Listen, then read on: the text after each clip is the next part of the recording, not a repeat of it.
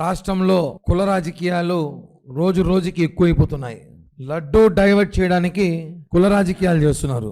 ఉదాహరణకు ఒక వీడియో వినిపించిన తర్వాత ఒక 2 వీడియోలు ఉన్నాయి. ఫస్ట్ ఒకటి వినిపిస్తాను. చంద్రబాబు గారు పవన్ కళ్యాణ్ గారు మాట్లాడితే జగన్మోహన్ రెడ్డికి అభ్యంతరం వచ్చింది.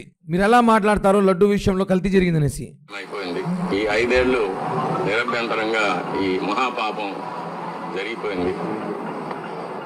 ఒక సైంటిస్ట్గా ఈ నెయ్యి యొక్క పరీక్షల యొక్క ఫలితాలు కూడా నేను చూశాను, ల్యాబ్ రిపోర్ట్స్ చూశాను. ఇందులో కూడా వెజిటబుల్ ఫ్యాట్, అనిమల్ ఫ్యాట్, జంతువుల యొక్క కొవ్వు పదార్థం, స్థావరాల యొక్క జంగమాల యొక్క కొవ్వు పదార్థాలు కలిసినట్టుగా ల్యాబ్ రిపోర్ట్ను చూశాను. నాది ఒంటరి పోరాటం అయిపోయింది. ఇదొకటి ఎందుకు వినిపిస్తున్నా అంటే రమణ దీక్షిత్ గారు నిత్యం కైంకర్యాలు కానివ్వండి, నిత్యం వెంకటేశ్వర స్వామిని తాకే అదృష్టం వాళ్ళకి మాత్రమే ఉంది. సరే, మేమైతే రాజకీయం కోసం చెప్పాము మీరు అంటారు కదా, ఆయన ఎందుకు చెప్తాడు? ఆయనకేం అవసరం? ఆయన ఎమ్మెల్యేగా ఎంపీగా పోటీ చేస్తున్నాడా? లేదు కదా. ఆయన శ్రీవారి భక్తుడు. రమణ దీక్షితులు గారు ఆయన కూడా మాట్లాడుతూ వినిపించాం మీకు.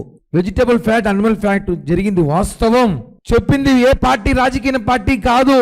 సాక్షాత్తం వెంకటేశ్వర స్వామిని తాకి నిత్యం కైంకర్య పూజలు చేసే ఒక ప్రధాన అర్చకుడు చెప్పాడు. ఇప్పుడు చెప్పండి జగన్మోహన్ రెడ్డి గారు, ఇప్పుడు ఆయన కూడా తిడతారా? ఆయన కూడా తిడతారా మీరు? ఇంకా అదొకటే అయిపోయింది. చంద్రబాబు గారు పవన్ కళ్యాణ్ గారికి అవగాహన లేక మాట్లాడుతున్నారు. ఇప్పుడు రమణ దీక్షిత్ గారికి అవగాహన లేకుండా కామెంట్ చేశాడా? చెప్పండి.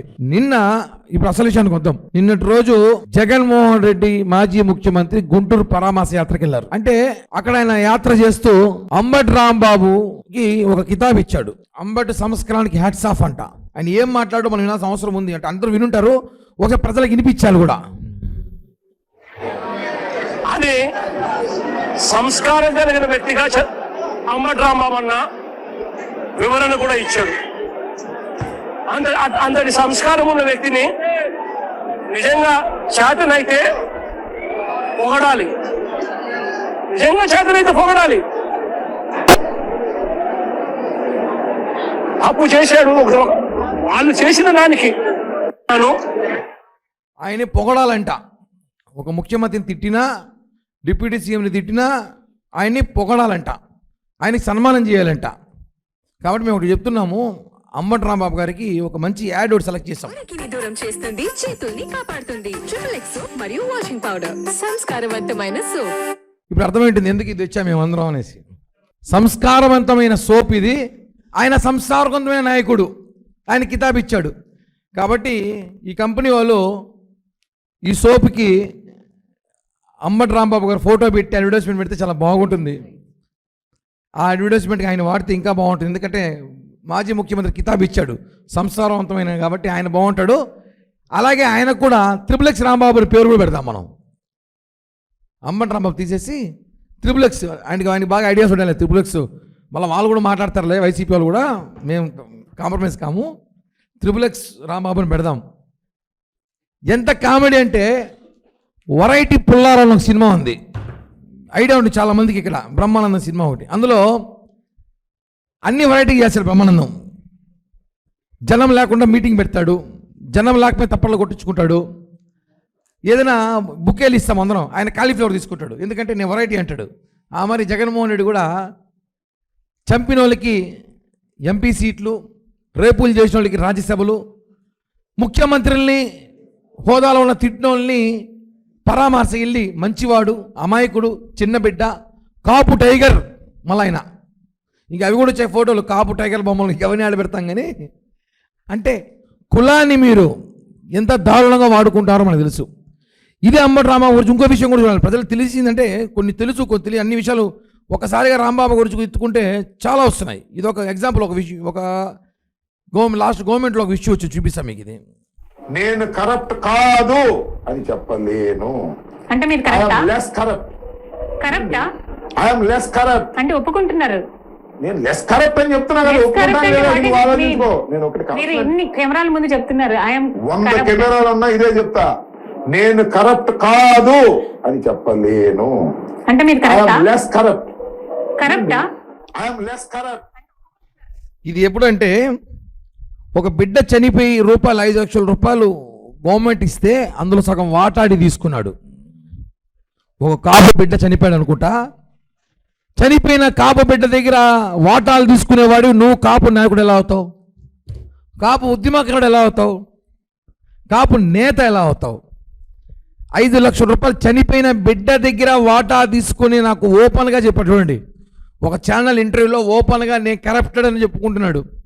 ఇప్పుడు చెప్పండి వెరైటీ పుల్లారావు గారు, మీ ఆయనచోర్లు ఎలా ఉన్నారు చూసారా? ఆయన మంచివాడు, అమాయకుడు, సంస్కారవంతుడు, త్రిబుల్ ఎక్స్ సోపు లాంటి, త్రిబుల్ ఎక్స్ పౌడర్ లాంటి వాడు. ఆయనని ఎవరు ఏమనకూడదు, ఆయన మీద దాడి చేశారు, ఇది చిన్న పొరపాటుగా ఒక మాట మాట్లాడేశాడు అన్నాడు. ఇవన్నీ ప్రజలు చూస్తున్నారు. దయచేసి ఇంకన్నా ఈ కాపు డ్రామా ఆపండి. ఇదే సంస్కారంతో చెప్తున్నాం. మీరు ఇంట్లో కూర్చొని మాట్లాడండి. రోడ్డుపైకి వచ్చి 6 కిలోమీటర్లు 6 గంటలు ప్రయాణించాడు మహానుభావుడు. 6 కిలోమీటర్లు 6 గంటలు ప్రయాణించినాడు. అంటే ఎట్టా కారు తోలారా తోసుకొచ్చారు అర్థం కావట్లేదు జనాలకి. 6 కిలోమీటర్ ఆయన ఇంటికి టోల్ గేట్ నుంచి రావడానికి గుంటూరు సిటీకి ఎంటర్ అయిపోయాడు కూడా 6 గంటలు వచ్చినాడు ఆయన. అంటే ఎవరిని మోసం చేస్తారు? ఇంకా మీరు ఎడిటింగ్ చేసి వీడియోలు పెట్టడము. ఎడిటింగ్ ఎలా ఉంటుందంటే ఒకే లైవ్లో 2 నియోజకవర్గాలు కనిపిస్తాయి. ఒక చోట కూర్చుని ఒక చోట నిల్చున్నట్టు. ఇవన్నీ కూడా మాట్లాడితే బాగోదు. ఇంకా రాజకీయం ఉందాతనంగా చేయాలి మీరు అంటారు కాబట్టి మేము ఉందాతనంగా మాట్లాడతాం. చిల్లరగా రాజకీయాలు చేసే అవసరం లేదు కాబట్టి చెప్తున్నాం. మీరు ఇలాంటి మాటలు మాట్లాడుతున్నారు కాబట్టి మేము కూడా మీరు మాట్లాడాల్సి వస్తుంది. ఈ త్రిబుల్ ఎక్స్ కానివ్వండి, ఇంకోటి కూడా కానివ్వండి. కానీ సలహా అయితే ఇస్తున్నాం. సంస్కారవంతమైన అంబటి రాంబాబుకి, సంస్కారవంతమైన సోపుకి అడ్వర్టైజ్మెంట్ తీసుకొని అలాగే ఆయన త్రిబుల్ ఎక్స్ రాంబాబుగా పేరు నామకరణం చేస్తే మంచిగా ఉంటుందని చెప్పి కూడా వైసీపీలో చెప్తున్నా.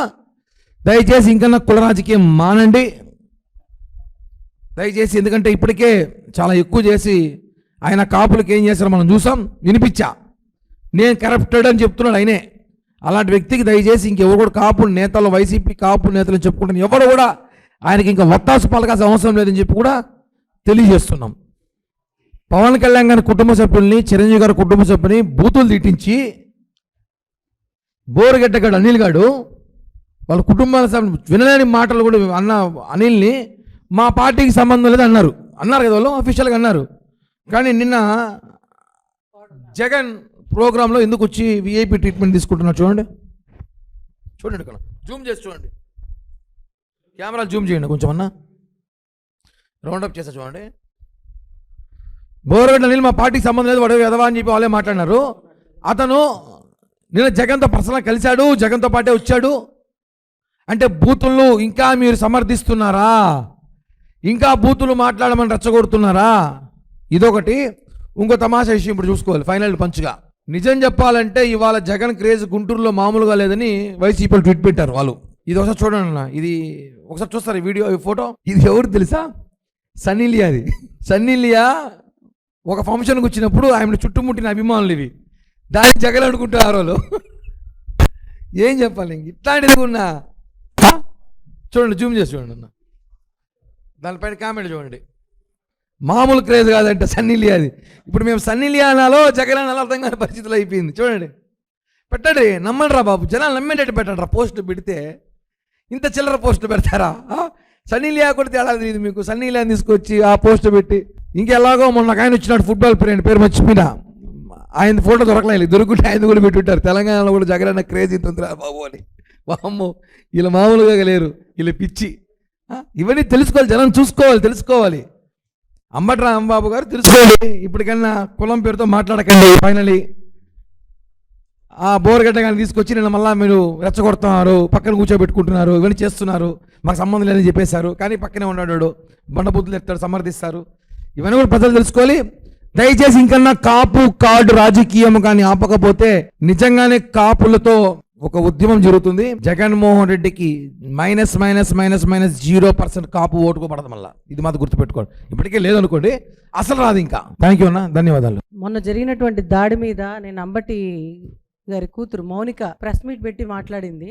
అమ్మా మౌనిక బంగారు తల్లి, ఎవరైనా సరే లేడీస్ మీద దాడి చేయమని చెప్పరు. ఆమె మాట్లాడుతూ ఒక మాట నింది, ఏమనిందంటే పవన్ కళ్యాణ్ గారు మీరు మహిళా పక్షపాతి కదా, మహిళల మీద ఇంత దాడి చేస్తా అంటే, అది కూడా కాపులు దాడి చేస్తా అంటే మిమ్మల్నే చూసి వాళ్ళు అడ్వాంటేజ్గా వచ్చి మా మీద దాడి చేస్తున్నారు, మీ ధైర్యం చూసుకొనే వాళ్ళు వచ్చారు అని. కొంచెమన్నా మాట్లాడేటప్పుడు తెలుసుకోవాలమ్మా, ఈ విషయం మీ నాన్నకు ముందే చెప్పినంటే చాలా బాగుండేది, అసలు పరిస్థితి ఇంత దూరం వచ్చేది కాదు. నాన్న, మనం ప్రజల్లో ఒక ప్రజాస్వామ్యంలో ఉన్నాము, మనం ఇలాంటి మాటలు మాట్లాడితే తిరిగి మళ్ళా మనకే వచ్చి తగులుతాయి, నోరు అదుపులో పెట్టుకో నాన్న అని ఒక్కసారి చెప్పినంటే ఈరోజు ఇంత ప్రాబ్లం ఉండేది కాదు మౌనిక.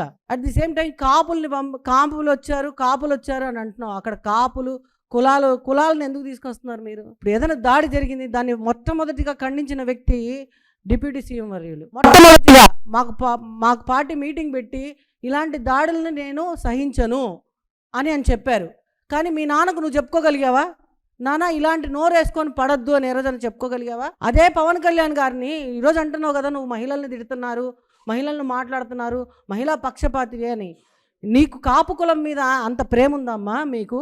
నిజంగానే మీరు కాపు కులం పెట్టుకొచ్చారు కదా, మీరు 3 కూతుర్లు, ఆయనకి 3 కూతుర్లు ఏ కులాన్ని పెళ్లి చేసుకున్నారమ్మా మీరు? సరే, అది మన చేతిలో లేదనుకుందాం, ఏదో జరిగిపోయింది అనుకుందాం. కనీసం పవన్ కళ్యాణ్ గారు ఒక కాపు కులం నుంచి వచ్చిన వ్యక్తి అయ్యిండి ఎంతోమంది నెగిటివ్లోంచి బయటకు వచ్చాడమ్మా, ఆయన పాజిటివ్లోంచి రాలేదు.